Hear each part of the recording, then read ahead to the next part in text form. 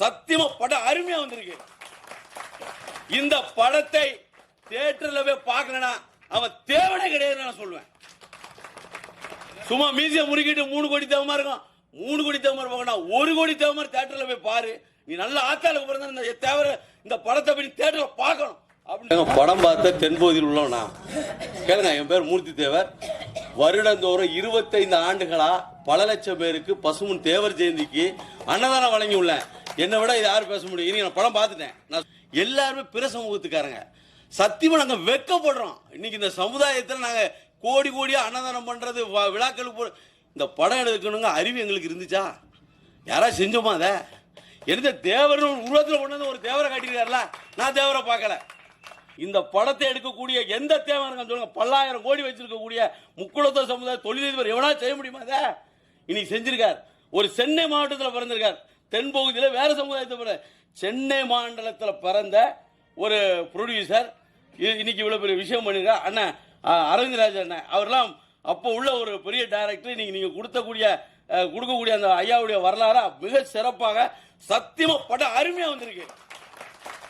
இந்த படத்தை தியேட்டர்ல போய் பார்க்கலனா அவன் தேவனே கிடையாது நான் சொல்லுவேன். சும்மா மீசிய முறுக்கிட்டு 3 கோடி தேவமா இருக்கும், 3 கோடி தேவமா பார்க்கணும், 1 கோடி தேவமா தியேட்டர்ல போய் பாரு.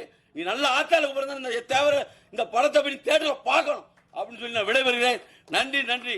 தென்பகுதியிலே, குறிப்பாக தென்பகுதியிலே இந்த படம் மாபெரும் வெற்றி அடையும். எங்களுடைய முக்குளத்தோர் சமூகம் இந்த படக்குழுவினருக்கு நன்றி கடன் பட்டிருக்கோம் என்பதை நான் சொல்லிக்கொண்டு விடைபெறுகிறேன். நன்றி, வணக்கம். சாலைக்காண்டி வரல, சும்மா